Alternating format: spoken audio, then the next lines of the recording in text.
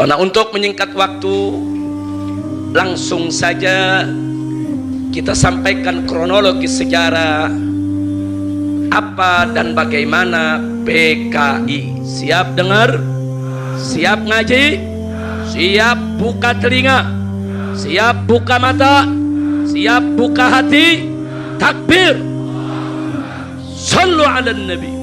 Allahumma salli wa sallim alaihi. Saudara, di tahun 1914, seorang tokoh komunis Belanda yang bernama Henk Sneevliet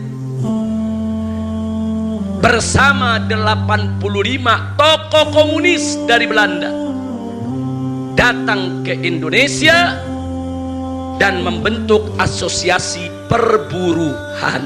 Catat, asosiasi perburuhan yang mereka beri nama, tadi sudah disebut oleh Kiai Ahmad Syafi'i Mufid, ISDV. ISDV itu singkatan dari bahasa Belanda, yaitu Indische Socialis Democratische Vereniging, yang artinya asosiasi buruh sosialis demokratik. Asosiasi buruh sosialis demokratik. Mereka tidak pakai nama komunis, mereka pakai nama sosialis demokrasi, ya ikhwan. Dipimpin oleh Henk Sneevliet. Begitu tahun 1914 dibentuknya di Indonesia, saudara. Yang bentuk semuanya orang Belanda dan semuanya adalah tokoh komunis dari dua partai sosialis yang ada di Belanda, ya ikhwan. Lalu apa yang mereka lakukan di Indonesia ini? Mereka rekrut para buruh, mereka rekrut para petani, saudara, untuk merongrong pemerintah kapitalis Hindia Belanda. Apa tujuannya? Membuat goncangan di pemerintah Belanda dalam rangka untuk melemahkan kekuatan pemerintah Belanda dan mengganti pemerintahan kapitalis Hindia Belanda menjadi pemerintahan komunis Hindia Belanda. Sengaja ini saya sampaikan sebagai catatan. Jadi ISDV tidak pernah punya niat, tidak pernah punya maksud, tidak pernah punya tujuan untuk memerdekakan Indonesia. Catat baik-baik, saudara. Jadi ISDV dibentuk oleh orang Belanda bukan untuk kemerdekaan Indonesia, tapi mereka punya kepentingan politik di negeri Belanda, saudara. Karena kapitalis yang berkuasa, mereka ingin ambil alih kekuasaan supaya komunis yang berkuasa. Kira-kira jelas tidak? Jelas tidak?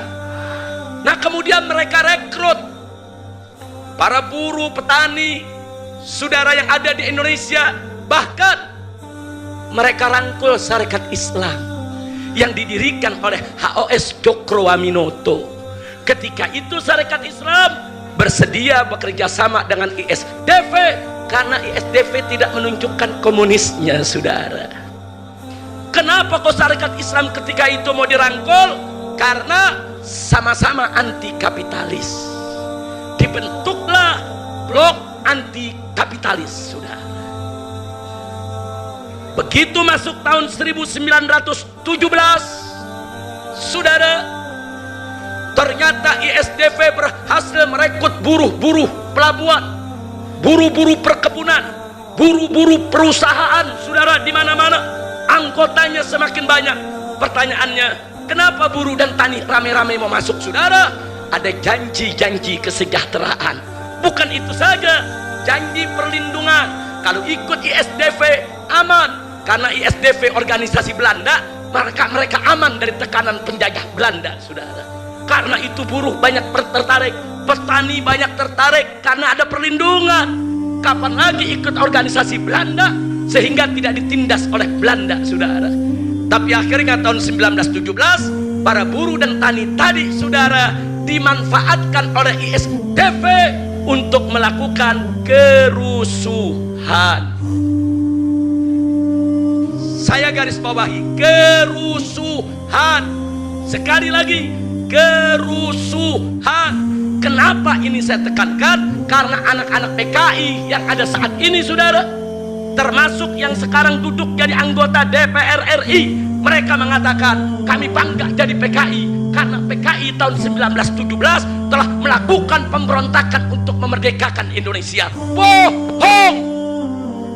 Catat baik-baik itu, saudara. Dusta.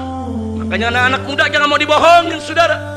Mereka bukan berontak untuk kemerdekaan Indonesia, saudara. ISDV memanfaatkan petani miskin, memanfaatkan buruh miskin untuk melakukan kerusuhan agar punya bargaining position dalam politik, punya posisi tawar terhadap pemerintah Belanda. Tujuannya gulingkan pemerintah kapitalis, ganti dengan pemerintah komunis, sudah. Kira-kira jelas tidak? Jelas tidak?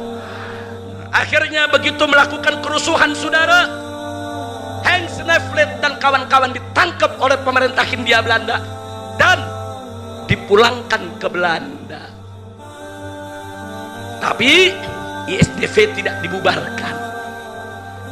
Mulai saat itu, saudara, ISDV diserahkan kepada beberapa orang Indonesia untuk memimpinnya. Bahkan digelarlah kongres pada tahun 1920 di kota Semarang. ISDV mengganti nama menjadi PKH. Apa itu PKH, saudara? Persatuan Komunis di Hindia. Baru dia pakai nama komunisnya, saudara. Begitu dia gunakan Persatuan Komunis Hindia di Hindia, Sarekat Islam pecah kongsi, saudara. Lepas Sarekat Islam tidak mau lagi bergabung dengan mereka, saudara. Terang-terangan mereka pakai nama komunisme. Tapi sayang, sejuta sayang, saudara, ada dua kader SI. Yang pertama adalah Semaun dari SI Surabaya dan Darsono dari SI Solo, berhasil direkrut oleh ISDV, bahkan menjadi ketua dan wakil ketua daripada Persatuan Komunisme di Hindia. Jadi dari SDV tahun 20 berubah menjadi PKH. Kira-kira jelas tidak? Jelas tidak? Semenjak saat itu Sarekat Islam gak terlibat lagi, saudara. Singkat cerita, dari tahun 1920, 21, 22, saudara, ISDV ini bukan sembarangan organisasi. Begitu dia menjadi persatuan, yaitu komunisme di Hindia, dia selalu mengikuti kongres-kongres komunisme internasional. Tiap tahun pimpinan-pimpinan komunis, baik yang Belanda maupun yang orang Indonesia, berangkat ke Moskow, berangkat ke Berlin di Jerman, berangkat ke Beijing di Republik Rakyat Cina ketika itu, saudara, untuk mengikuti kongres-kongres komunis internasional. Jadi jaringan mereka bukan lagi nasional, internasional. Mereka dibiayai oleh Moskow, mereka dibiayai oleh Uni Soviet, saudara. Maka itu pimpinannya pulang pergi ke Moskow, pulang pergi ke Berlin, pulang pergi ke Beijing, saudara, untuk memperluas jaringan internasionalnya. Dan pada tahun 1925, saudara, apa yang terjadi? Kongres Komunisme Internasional kelima meminta supaya seluruh asosiasi perburuhan komunis membuat partai-partai di negara-negara di mana mereka berada, saudara. Jadi supaya Anda tahu, disuruh buat partai, saudara, maaf, tahun 24 disuruh buat partai. Dan akhirnya PKH berubah menjadi PKI, Partai Komunis Indonesia, tahun 1924. Begitu ada amanat dari Kongres Internasional, saudara, pulang Musso dan Alimin langsung membentuk PKI. Jadilah Partai Komunis Indonesia. Sampai di sini jelas tidak? Jadi itu arahan internasional, saudara. Bukan untuk kemerdekaan Indonesia, bukan, saudara. Bohong kalau PKI mengatakan berjuang untuk kemerdekaan Indonesia. Dusta kalau PKI mengaku-ngaku sebagai pejuang kemerdekaan. Penipu. Kira-kira jelas tidak? Jelas tidak? Singkat cerita, masuk tahun 1927 saudara, PKI punya jaringan makin luas, buruhnya makin banyak, petaninya makin banyak.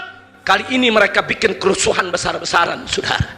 Mereka bakar pelabuhan, mereka bakar perkebunan, mereka bakar perusahaan-perusahaan milik Belanda saudara. Untuk apa? Bukan untuk kemerdekaan Indonesia, untuk menggoyang pemerintahan kapitalis Hindia Belanda agar diganti oleh Ratu Belanda menjadi pemerintahan komunis Hindia Belanda saudara.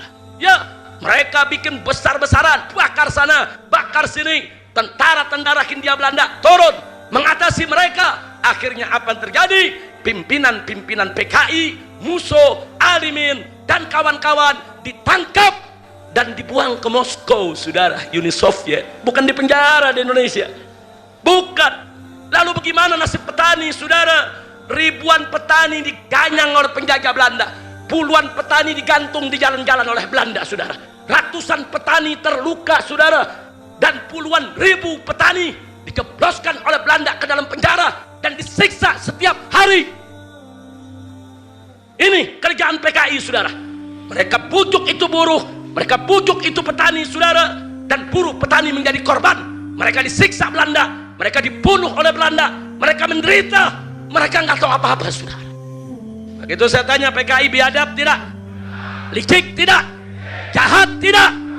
Saudara, mereka melakukan ketika itu kerusuhan bukan untuk kemerdekaan Indonesia. Mereka hanya memanfaatkan buruh dan petani untuk dijadikan peluru, dijadikan bemper, menghantam pemerintah kapitalis Hindia Belanda agar tumbang dan diganti menjadi pemerintah komunis Hindia Belanda saudara. Tapi gagal. Sementara pimpinan-pimpinannya, apalagi yang orang Belanda, nggak ada yang diseksa saudara, ditangkap dipulangin ke Belanda. Yang orang Indonesia, Musso, Alimin, ditangkap dikirim ke Moskow saudara. Mereka hidup di Moskow dengan bebas.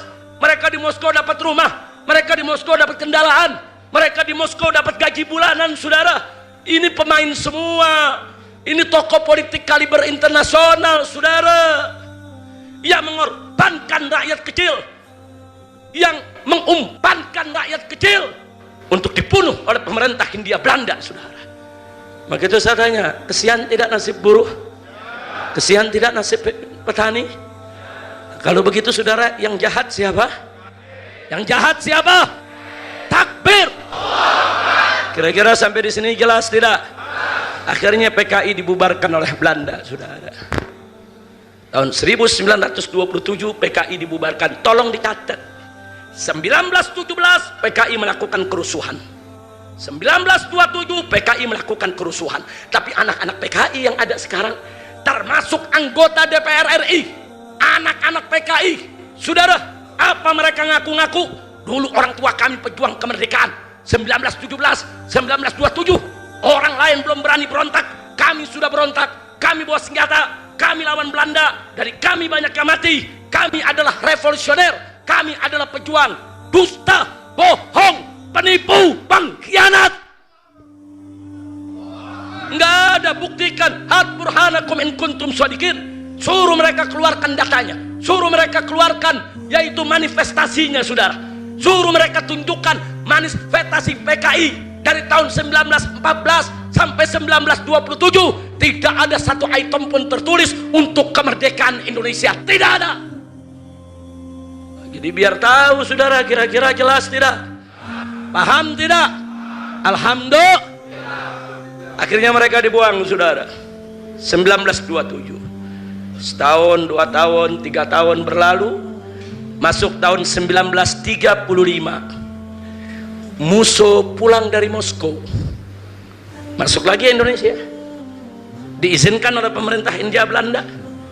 Sampai di Indonesia, dia bentuk gerakan-gerakan bawah tanah PKI saudara. Jadi PKI melakukan gerakan bawah tanah. Nah, setelah dibentuk cabang-cabangnya di berbagai provinsi saudara, Musso kembali ke Uni Soviet, ke Moskow. Dari Moskow, Musso mengatur gerakan bawah tanah PKI. Diatur dari Moskow saudara. Kenapa? Soviet yang kasih biaya, Soviet yang bayar dia. KGB, agen rahasia Uni Soviet, yang atur semua gerakannya saudara. Ini perang internasional. Ini perang antara komunisme dengan kapitalisme, saudara. Nggak ada hubungannya dengan Islam, nggak ada hubungannya dengan kemerdekaan Republik Indonesia, saudara. Kira-kira jelas tidak? Paham tidak? Nah, dilakukan gerakan dari sana, saudara. Singkat cerita, tibalah hari kemerdekaan Republik Indonesia tanggal 17 Agustus tahun 1945, saudara. Begitu Indonesia merdeka, saudara, siapa yang rapat setiap hari, yang musyawarah setiap hari untuk kemerdekaan Indonesia? Antara lain, 1. Nahdlatul Ulama NU, 2. Muhammadiyah, 3. SI Sarekat Islam, saudara, 4. mereka-mereka tokoh nasional Soekarno dan kawan-kawan, saudara. Dari NU ada Kiai Haji Wahid Hasim, dari Muhammadiyah ada Kiai Haji Abdul Qahar Mudzakkir, dari Sarekat Islam ada Kiai Haji Agus Salim, saudara, dan ditambah lagi oleh Bung Karno, Bung Hatta, Bung Yamin, saudara, dan lain-lain. Mereka-mereka inilah yang musyawarah, yang duduk, yang berunding, saudara, bagaimana untuk memerdekakan Indonesia. Apa yang harus dilakukan bila tiba saatnya kita proklamasikan kemerdekaan Indonesia. Dan dalam setiap pertemuan tersebut tidak ada satupun PKI yang ikut, saudara. Catat baik-baik, saudara. Nggak ada dalam sejarah PKI ikut, saudara. Yang melahirkan Republik Indonesia ini, saudara, adalah, catat baik-baik, saudara, pertama adalah kelompok Islam yang diwakili oleh NU, Muhammadiyah, dan Sarekat Islam. Yang kedua adalah kelompok nasionalis yang diwakili oleh Bung Karno, Bung Hatta, dan Bung Yamin, saudara. Nggak ada PKI. PKI tidak masuk catatan, PKI tidak masuk hitungan. Tidak ada seorang PKI pun yang ikut merumuskan kemerdekaan Republik Indonesia, saudara. Kira-kira jelas tidak? Berarti saya tanya, kemerdekaan Indonesia, NU jasanya besar tidak? Muhammadiyah besar tidak? Sarekat Islam besar tidak? Alhamdulillah. Bung Karno dan Bung Hatta besar tidak? PKI ada nanam andil? Nggak ada, saudara. Nggak ada mereka bikin kemerdekaan Republik Indonesia. Kira-kira jelas tidak? Kira-kira jelas tidak? Takbir, takbir. Nah, kemudian PKI kecewa nggak diikut sertakan, saudara. Kecewa nggak diikut sertakan, saudara. Lalu apa yang mereka lakukan dengan kekecewaan mereka, saudara?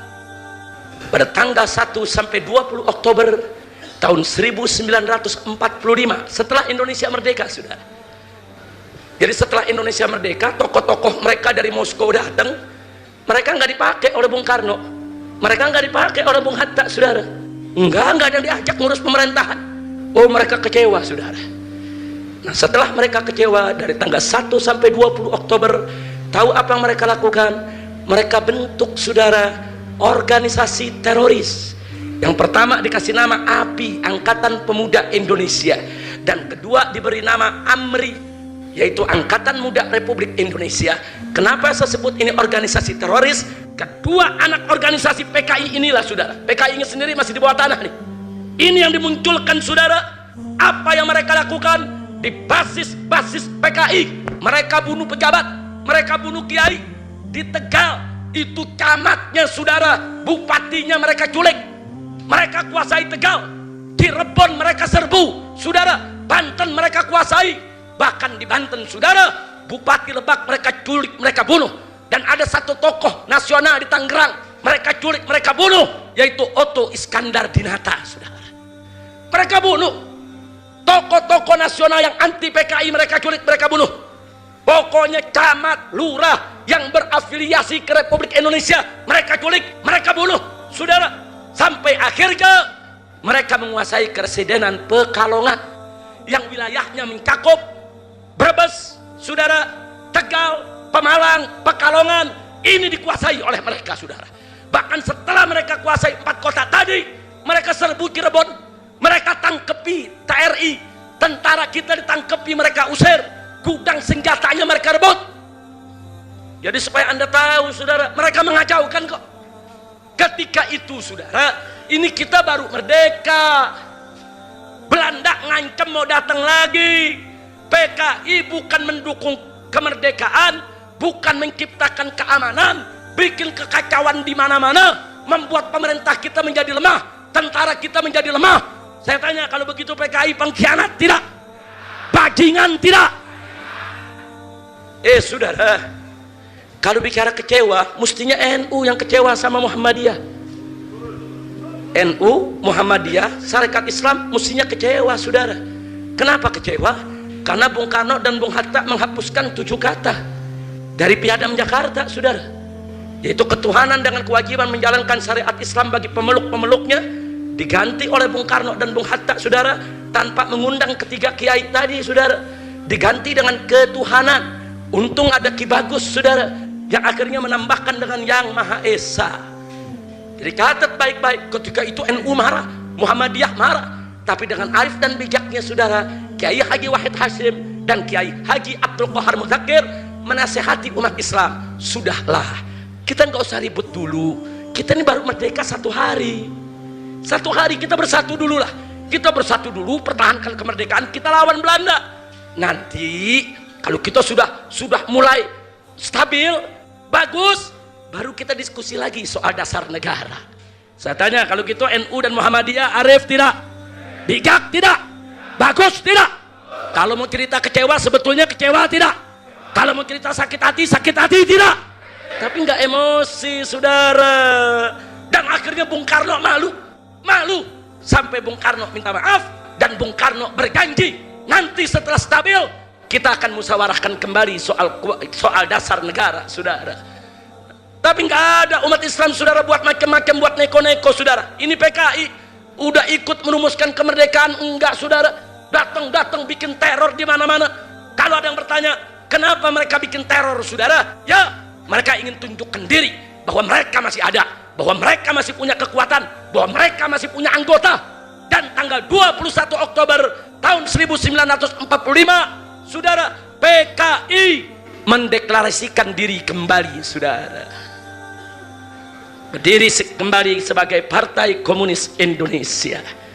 Begitu dia berdiri kembali, saudara, apa yang dilakukan lagi? Teror ditingkatkan, saudara, di mana-mana. Di mana-mana dia melakukan teror, saudara. Dari tahun 45 masuk 46, terus dia melakukan teror, culik pejabat, bunuh kiai, bunuh gubernur, saudara, dibunuh para gubernur, para kiai di mana-mana. Kenapa mereka lakukan itu? Mereka ingin diakui keberadaannya. Akhirnya Bung Karno menyerah, saudara. Kenapa mereka lakukan itu? Mereka ingin diakui keberadaannya. Akhirnya Bung Karno menyerah, saudara. Maksudnya menyerah bagaimana? Karena Bung Karno belum kuat, tentara belum kuat, satu persatu kota jatuh diambil PKI, saudara. Akhirnya tahun 1947, saudara, tokoh PKI yang bernama Amir Syarifuddin, saudara, diangkat menjadi Perdana Menteri Republik Indonesia. Tokoh PKI, saudara. Ya, kompensasinya apa? PKI nggak boleh neror lagi, PKI nggak boleh bikin ribut di mana lagi. Nah, akhirnya, saudara, Amir Syarifuddin ini jadilah Perdana Menteri Indonesia. Presiden dan Wakil Presiden Bung Karno dan Bung Hatta, tapi Perdana Menteri tokoh PKI. Betul, begitu dia memimpin, saudara, jadi Perdana Menteri, stop, nggak ada teror lagi. Emang teror dia yang buat, saudara, yang nyulik mereka, yang bunuh mereka, mereka stop, mereka kompak. Ulama marah, bukan tidak marah, saudara. Ulama marah besar, saudara. Kenapa harus diberikan kepada tokoh PKI? Anda tahu apa yang dilakukan Amir Syarifuddin, saudara? Hanya dalam waktu 1 tahun, saudara. Ini Amir Syarifuddin hanya dalam waktu 1 tahun, saudara. Itu lurah, camat di mana-mana diganti sama orang-orang PKI, bupati diganti sama orang-orang PKI, pegawai-pegawai negeri sipil banyak diganti oleh orang PKI, bahkan komandan-komandan tentara, komandan polisi diganti oleh PKI. Insya Allah. Loh, kenapa kok bisa? Dia Perdana Menteri, dia yang ngatur, dia masukkan semua orang PKI, saudara. Luar biasa. Saat itu yang marah besar adalah Bung Hatta dan tokoh-tokoh Islam, saudara. Kenapa PKI dikasih kesempatan semacam itu? Mereka tidak ikut merumuskan kemerdekaan, mereka tidak ikut melakukan revolusi untuk kemerdekaan. saudara. Lalu apa yang terjadi selanjutnya, saudara? Selanjutnya, saudara, di tahun 1948 bulan Januari ada perjanjian Renville, saudara. Amir Sarifuddin tadi tokoh PKI jadi PM mewakili Indonesia berunding dengan Belanda. Hasilnya merugikan Indonesia. 17 Januari hasilnya merugikan Indonesia. Indonesia mau dijadikan Republik Serikat, saudara. Luar biasa, hasilnya betul-betul merugikan. Bung Hatta marah, tokoh-tokoh nasional marah, tokoh-tokoh Islam marah, rame-rame datang ke Soekarno untuk membubarkan kabinet Amir Sarifuddin, saudara. Dan alhamdulillah dengan umat Islam kompak, saudara, tanggal 23 Januari, saudara, coba lihat, tanggal 23 Januari cuma 6 hari, akhirnya Bung Karno tidak berkutik, saudara. Dan saudara, Amir Sarifuddin kabinetnya dibubarkan. Lalu siapa menjadi penggantinya? Wakil Presiden Bung Hatta diangkat menjadi Perdana Menteri, merangkap sebagai Wakil Presiden, saudara. Dan Bung Hatta begitu menjadi Perdana Menteri, saudara, hari itu juga langsung meluncurkan politik RERA. Apa itu RERA? R-nya reorganisasi, R-nya rasionalisasi. Maksudnya apa? Seluruh pegawai negeri yang PKI dia berhentikan, saudara. Seluruh komandan tentara yang PKI dia pecat, saudara. Dilakukan oleh Bung Hatta. Bung Hatta itu besar jasanya membersihkan negara ini dari PKI, saudara. Dibersihkan, itu namanya politik RERA. Hanya dalam waktu 3 bulan diberhentiin semua, saudara. Bung Hatta tidak mau. Akhirnya komandan-komandan tentara dari PKI, komandan polisi dari PKI, pegawai negeri dari PKI, semua marah kepada Bung Hatta, saudara. Lalu apa yang terjadi? Musuh turun tangan dari Moskow datang ke Indonesia, saudara. Biangnya turun tangan, saudara. Begitu dia datang kemari bulan Agustus, saudara, yaitu tahun 1948 tersebut, digelarlah konferensi PKI, saudara. Kemudian Musso menjadi ketuanya, saudara. Nah, di situ yang mimpin adalah ada Musso, ada Nyoto, ada DN Aidit, saudara. Mereka-mereka yang memimpin PKI, termasuk Amir Sarifuddin, saudara. Begitu Agustus mereka datang, mereka konferensi, saudara. Agustus tahun 1948 selesai konferensi. Sebagai amanat konferensi PKI, tanggal 5 September Musso menyampaikan langsung kepada Bung Karno supaya Bung Karno berkiblat kepada Uni Soviet. Terang-terangan, Indonesia harus berkiblat kepada Soviet. Indonesia harus berkiblat kepada Soviet. Ini Indonesia sudah merdeka, disuruh jadi budaknya Soviet, disuruh tunduk kepada Soviet. Saya tanya, PKI pengkhianat tidak? Bajingan tidak? Iblis tidak? Takbir! Biar anak-anak muda tahu cerita PKI, saudara. Jangan bilang mereka berjasa dulu sama Republik ini, saudara. Jangan bilang berjasa dengan Republik ini, saudara. Kira-kira jelas tidak? Kira-kira jelas tidak? Lanjut. Mau tahu kelanjutannya? Betul. Takbir. Sallu ala Nabi. 5 September disampaikan ke Bung Karno. Bung Karno tolak, saudara. Kata Bung Karno, nggak bisa. Kita negara berdaulat. Kita Republik Indonesia negara berdaulat. Nggak bisa kita berkiblat kepada Soviet. PKI marah PKI. Lalu apa yang terjadi, saudara? Marahnya PKI tanggal 11 dan 12, saudara.